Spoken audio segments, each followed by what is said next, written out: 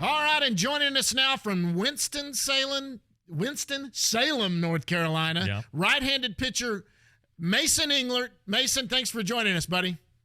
Yes, sir. Thank you guys for having me. What time did you guys finish up last night? Last night, probably about 10:30, which is one of the longest games of the year, but was still probably faster than the average game pace last year. So, but I mean, yeah, it was good. It was like 11-9 game. It was a good game. We ended up losing, but I mean, it was great. Really good game. We didn't wake you up early, did we? No, sir, not at all. I've been up since about 9. What do you do? What do you do on the road at 9 in the morning? I usually like to get up. I get outside, like get in the sun and go on a walk, go find a good breakfast spot, kind of relax, spend the morning, listen to music and hanging out, and then that's about it. Now, I mean, Winston-Salem's a college town because that's where Wake Forest is. So there's stuff, right? I mean, you're not in a town of 5,000 people. Yeah, there's definitely some stuff around here. There's plenty of restaurants to choose from and all that good stuff. All right, so let's jump into the baseball stuff with you. I mean, you're rolling right now, buddy. Early on, those starts skew all the numbers if you give up a couple runs and you only pitch a few innings. But you've gone 6 the last couple times, not giving up a lot of hits, not giving up a lot of walks. What sounds like maybe you found your footing, so to speak. Yeah, I think even the first couple of weeks, the first one I could have done a little better job landing the slider, but the first couple of weeks, I think I was rolling pretty similar to how I have been the last couple of weeks. It's kind of how it went in spring training too. There was just a couple unlucky situations where, baseball happens and a couple of runs score. And like you said, it kind of skews the numbers or data. Mm-hmm. But I think if you're watching that game or you're part of it, it's like a little better performance than maybe like the final stat line shows. And then finally the last 2 outings, the final stat line was able to reflect how I think the outings have been going. And especially now that I was able to get deeper in the game, I was able to reflect better what actually happened. All right. So catch us up on your repertoire and what you're throwing and what you mentioned the slider wasn't landing well maybe the first time out, but what's working for you right now? It's really been a combination of all 4 kind of working as like a system together and using certain pitch pairs when I need certain results. But yeah, so that's something we've talked about is I don't have a specific like one put away pitch. It's more so like how I'm pairing different things and what I'm hiding for later in the game, second or third time through the lineup. And I'm not necessarily hiding like a certain pitch. It's just maybe the pitch pair, how it plays and what the batter's seeing. But yeah, that's what we've kind of added. Like the slider was a big project to kind of get to pair off my changeup. And now that we've kind of got a grip and a movement profile and a velo that's locked down, it's become better and better consistently as far as locations go. And so yeah, now we're just rolling, keep trying to land everything and keep competing and stay one pitch at a time. What fastball are you throwing, Mason? Remind me. Just 4 seam. So I'm kind of I have like a lower release height than normal, and I still am getting like a decent amount of backspin. So we're trying to like keep the vertical movement to like 16 to 17 inches out of my release height, which plays like a hoppier fastball up in the zone. So really everything plays off of that, and then kind of occasionally landing like a down fastball to keep them honest or keep takes going. But yeah, I mean, there's 4 seam and everything playing off that. So I've covered the team now for 15 years, and like the way you're talking is kind of it's not foreign, but it's definitely different than it was 15 years ago when you're talking about all this information. I mean, is it different for you from the time you were drafted? I'm assuming it is. Yeah, the organization, I think, well, not just the org, but all of baseball is like moved into such a different place. And it's like you have to, or else you're not going to compete and keep up. Mm-hmm. But yeah, we're definitely into like, I guess more of the physics side, like how to make a ball move. But I think it's awesome that we're into that because now instead of saying like, oh, that guy just has an electric fastball or it's just different, like we have actual reason, like a tangible reason to understand like what's going on, and then you can replicate that yourself. So yeah, I mean, it's all the tools that are available now are really unbelievable. So I mean, when they use that language, and then you see the results, I guess that's what makes it click. I mean, I'm not. It just seems like it's so new to John and I. Yeah. But if they say, hey, there's 18 inches of vertical, and you can look at a pie chart or a graph, and it shows it. I mean, is that when it starts to make sense? Yeah, I think it starts to make sense when we have some really smart guys here, from pitching coaches to data apprentices that can present ideas to you, and then when it really starts to make sense and you really start to buy in is when you execute what they're talking about and you start getting higher with percentages and stuff like that. Mm-hmm. But I think kind of the new thing that's interesting is like the vertical approach angle, which is just like on the fastball, the angle that it's crossing home plate at. So it's like if you have a lower release height, you don't have to have as much vertical to have a lower vertical approach angle. And if you have a higher release height, more vertical gives you the approach angle. So that's really like the end goal. And if you can get kind of outlier numbers on that, that's where a lot of swing and misses come to play with the fastball. Yeah, I mean, the only vertical I'd heard of in sports is what they're jumping, you know. And, yeah, exactly. NBA, you want to have a good vertical. NFL, the combine, you want to have a good verticals, and now you want to have a good vertical in baseball, man. On a fastball, apparently. Vertical apparently is where it's at. my jumping vertical isn't the best, so hopefully we can keep the fastball where it needs to be. Mine neither. I've got about a 2-inch vertical. That's all I got. Well, that's all right. So let's go back to last year. It was your first season. Because of the Tommy John that you had in 19, but your first season, you made it through. You made every start. What did you learn kind of about yourself, and now that you've kind of applied to this year? Yeah, that's kind of a loaded question. I think there's a lot of things going on behind the scenes that were really challenging personally, but I wouldn't change any of it. Like in the moment, it was really challenging and difficult, and it made performance have to almost take the back burner. I don't know how to describe it, but it's almost like when you're dealing with stuff personal, it's hard to focus on baseball. But at the same time, you come out of like that with an understanding of yourself and like a realization. And now I'm really happy to be where I'm at with the things I learned from last year and able to carry it on into this year as far as just like enjoying life, enjoying baseball. And yeah, I mean, last year was unbelievable for learning. It was the hardest year of my life from so many aspects, but it ended up being unbelievable and kind of shaped like who I am now as a person and a pitcher. So last year was awesome though. I mean, awesome, but not awesome in the moment. You know what I mean? Sure. But ended up being like, you know, I learned more than I've ever learned in my life last season. I'm super thankful for it. No, look, I mean, you haven't had it easy. You got drafted 4th round from Forney, you know, local kid doing good. And then next thing you know, next spring, you have to have your elbow rebuilt. So, I mean, it seems like playing would have been a relief. But also you've learned a lot. I mean, that rehab process is not easy. Can you just kind of talk about like going through that? I know you had a buddy there with you, and Owen White, but I mean, that's a tough thing that you got to learn right away. That's like the first thing you learned.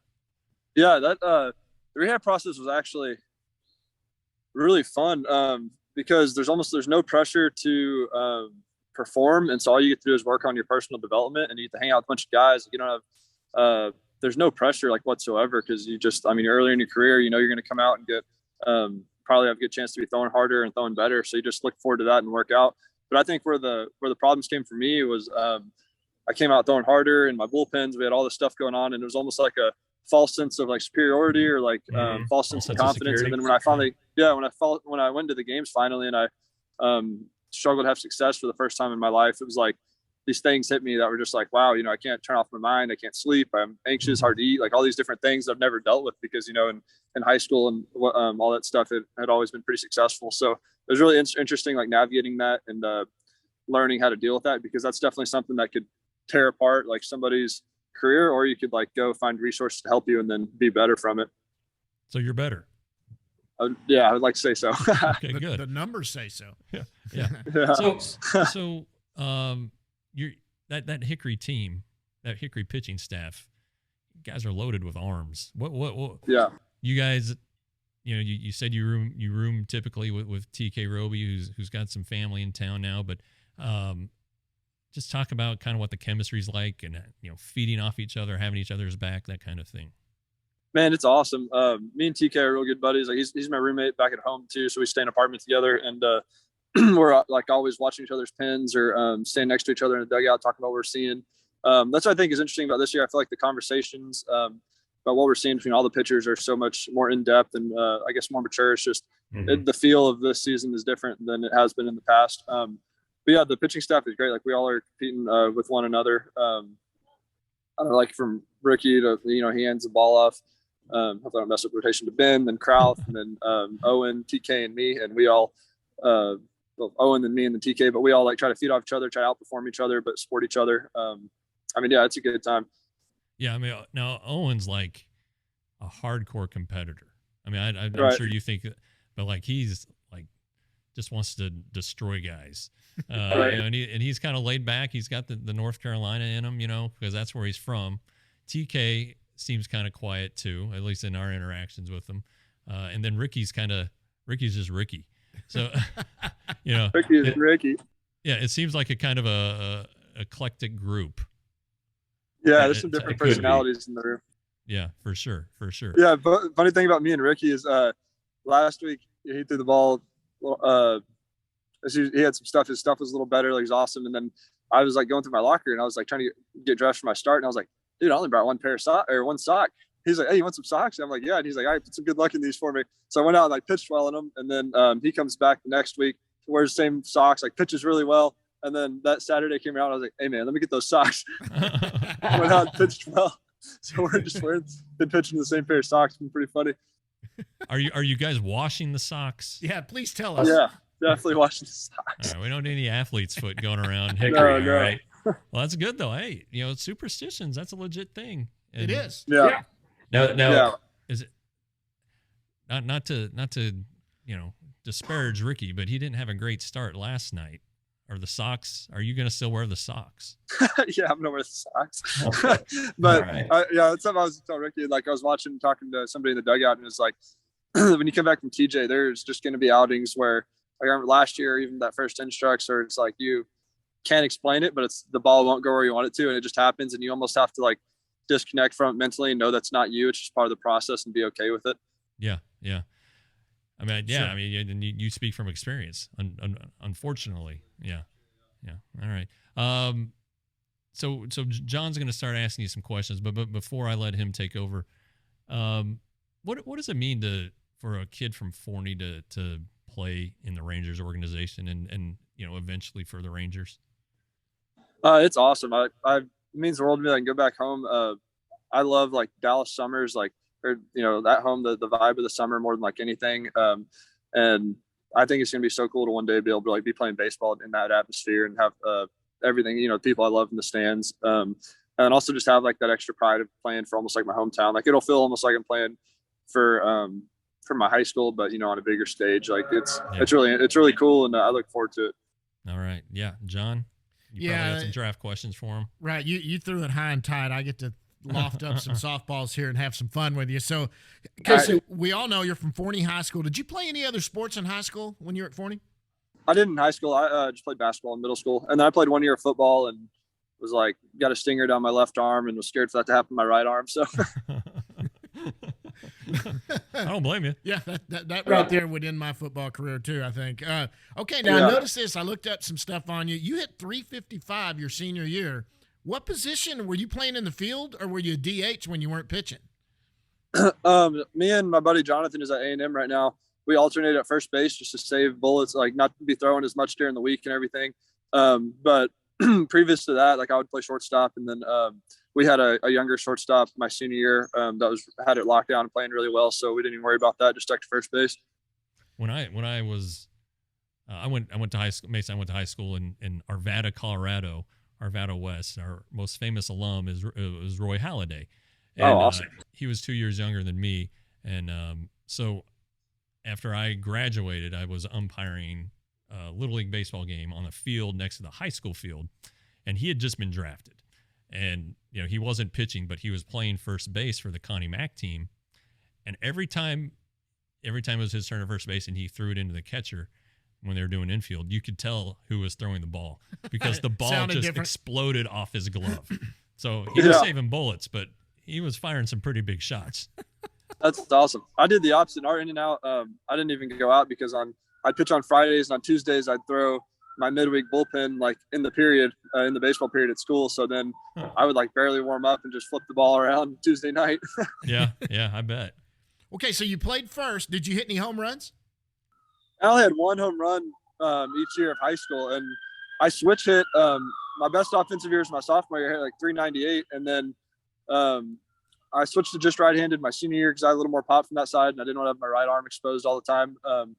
And it was like kind of an adjustment period, seeing the right on right again. So I mean, I probably was only hitting like 280 through almost the end of district, and then through like the last 2 weeks of district and playoffs is when I found it again, and it was kind of went off from there. But luckily, our whole team did. I mean, we ended up.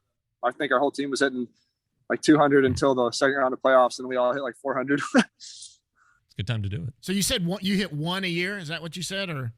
Yeah, I only hit one a year. That's all right. Jack Leiter hit 1 home run in high school, so that's a good comparison to go off right there. How hard were you throwing in high school?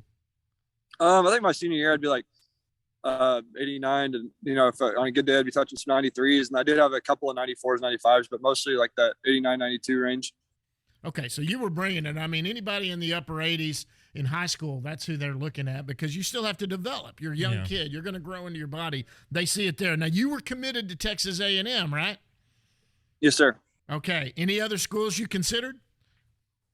I committed probably way too early in the process. I just didn't know anything about player development, like all the kind of advanced tools we've talked about. And if I'd known that, I might have explored more options. But I mean, I loved A&M, and so I committed there like my freshman year, which was like crazy early. But I didn't even really consider anywhere else. Did you have anybody talking to you, and you just kind of shot them down?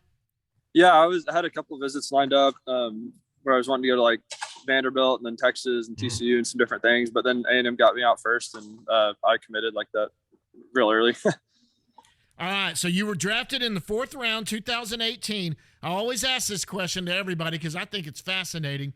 Where were you when you got drafted, and how did you find out you were drafted? I walked in from lunch. I ate some lunch, came in, and the Rangers' 4th round pick just like literally was on right as I walked in the door, and then they announced it, and then I was just with my family. So we didn't do anything crazy. Did anybody call you and say, "Hey, we're about to take you"? I had an idea going into that day because Mike Daly, who was with him at the time, was talking to my agent, and so I had a good idea of what was going to happen going in. Okay. Good. And were you pretty set that you wanted to go pro, or? Yeah, I was. You really knew you wanted to go. Okay. Yeah, my agent had told me like, "Hey, let's at least give him the idea you want to go to college."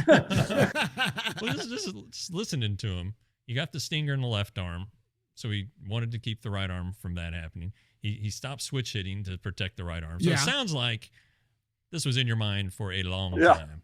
Oh, yeah. He had it set what he was going to do. So let me ask you this, Mason. When did you first think that you had a chance to get drafted? When did you start seeing scouts checking you out? Actually seeing scouts checking me out, probably, I think whenever I started getting college attention, like in 7th, 8th grade. And then that's when I kind of knew, all right, if I keep going on this path, I could potentially go pro. And then scouts, like definitely my sophomore year when I went and performed well at area code games. But I mean, it had been in my mind, and that was definitely my goal since like I started playing baseball. But when it really became reality, it was like my sophomore year of high school.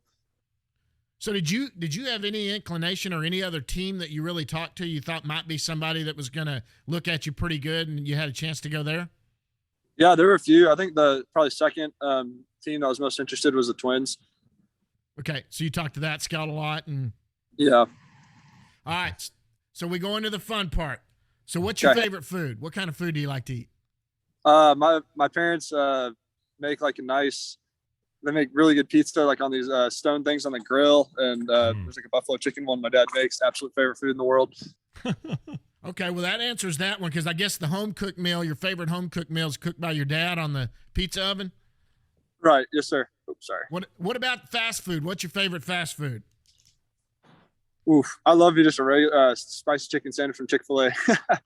We got a lot of Chick-fil-A. We do get a lot of Chick-fil-A. Justin and Foscue I might say Whataburger if there were more around here, but I hardly ever eat Whataburger anymore because I'm never home.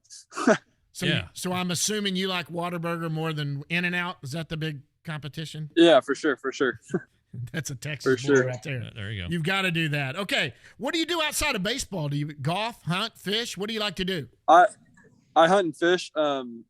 I got into hunting this past off season, and thanks to like my strength coach, the hitting coach I was with us last year, and I bought a bow from him. So I went out and like worked really hard on that all off season. And then last day of rifle season, I'm ashamed to say I took a rifle out there and got my first year.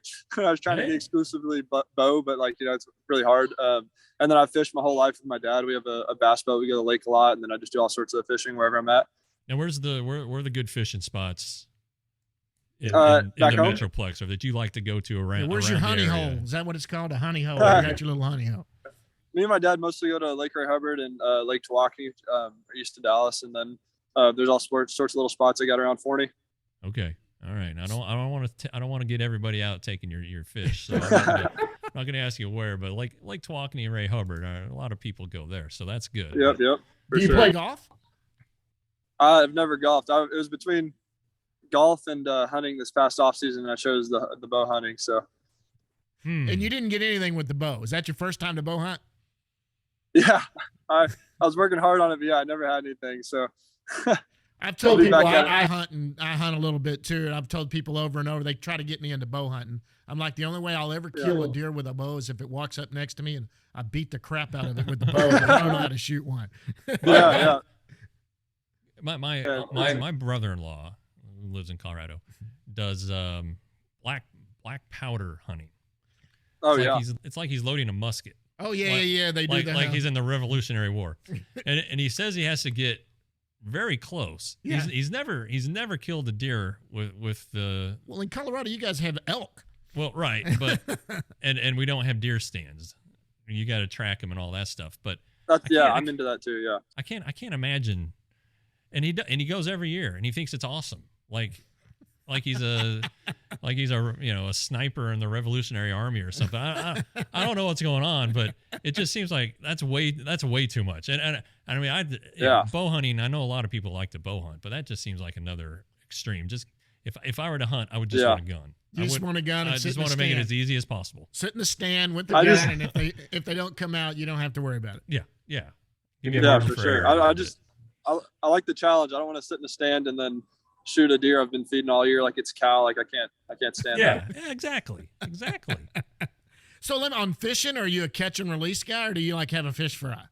No, we eat a lot of fish. Like my house, we have a bunch of recipes like fish tacos, regular fish fries, blackened, like whatever. We do all sorts of fish. Are the police coming to get you there, Mason? Something's driving back. Now you said you bought a boat from the guy that works you out. I'm guessing is the boat in Forney? I bought did you say a boat or a bow? Boat. Oh no, we've had a boat. I bought a bow from my hitting coach last year. Okay, you bought a bow. Okay. Bow, yeah. And then the boat we have is my dad got it in a will from a guy that he fished with as a kid. He passed away, so we got a boat from him. Hey, I meant to bring this up earlier. You talking about your strength and conditioning coach. You work out in the off season at TMI Sports Medicine. Yes, sir. In Arlington with Keith Meister, the Rangers team physician. A lot of guys work out there. Just kind of, I know we're going back to baseball, but I think it's important because that's a big part of your story. Talk about what goes down there in the wintertime. So I work with a guy named Sam Merstick, and he's like turned into one of my best friends. He's a young guy, like I think he's 26, but he's my coach basically in the off season, and he just like does a ton of research, is always learning, like adapting, and he's always bringing new things to the table. So he does a lot of like movement training, and then he'll write my strength programs in the off season. So I continue like in season doing a lot of his movement stuff, and then I work with the strength coaches here because the lifting is pretty similar. Mm-hmm. But I stay in close contact and work with him on throughout the year. But yeah, in the off season we work, do our throwing program, do everything. Like it's all tailored to what we need specifically, and I mean, it's awesome. And then there's the PTs on staff there that are awesome to have around to work with, just to keep things on track for the whole off season. Yeah, and unfortunately or fortunately, I don't know how you want to look at it. I've had experience at doing rehab at TMI Sports, so I can speak. They're great people, and yeah, I can't. They're not a sponsor or anything, but I can't endorse them enough. I mean, if you're injured and in Arlington or in the Metroplex and need a place to go, they're your guys. They'll take care of you. So did you blow out an Absolutely. elbow? That was my back. Your back? I blew out my back. You blew out your back? Yeah. Throwing a 98-mile-an-hour fastball? Or something like that. Or rolling over. That's what I do. Okay, last one. This is the last question. We ended. I don't know if you've talked to any of them that we asked this question to. It's what's something that nobody knows about you. Some of our favorite examples we like to do. Jack Leiter hates peanut butter. That's weird. Both you and I have had a problem with that since the beginning. Yeah. Let's see. Who else? Davis Wenzel. Davis Wenzel lost a finger as a child, but got it sewed back on. Right. Brock Burke is a noted sleepwalker. Yes. And then Blaine Krim liked to walk around naked when he was a boy. Yeah, liked to walk around naked when he was a kid. What is something that nobody knows about Mason Englert? I don't know if there's something like nobody knows. My teammates definitely know, and my people I'm close with. But like I'm super big into meditation, and like taking Wow. extreme like ice baths and doing things like kind of for mental health and just for like being control of your mind. Okay, the ice bath. Let's do the ice bath. Do you guys have a tub, or you just go? Yeah, I read a guy's book this offseason called the Wim Hof Method, and there's kind of a lot of like some hippie spiritual stuff, but there's also a lot of super like science. Like there's a lot of studies being done on some of his methods. It's like breathing methods, and then how to endure like the cold and the positive effects it has on the mind and body. And so I started doing that stuff, and I actually, that and some of the training methods are like some of the biggest things of like why I think my performance and control and calmness on the mound has been different than it's ever been in my life. Like I think getting into the cold and like almost the panic and the rise and like, you know, everything's screaming at you to get out, but you breathe through it. That's like the best way you can put yourself in a high stress environment without actually being in a high stress environment. So when you get into the game and stuff starts going wrong, you have an extreme sense of calm and ability to like connect to your breath and keep things under control mentally. So yeah, I mean, that's kind of an interesting thing about me. I feel like that not a whole lot of people know, but. So this isn't cryotherapy. This is like legit ice bath. Yeah, it's like turn the jet on. So, because I mean, a lot of people get an ice bath and they sit still, so there's like a layer of warm water around them, so it's kind of not even cold.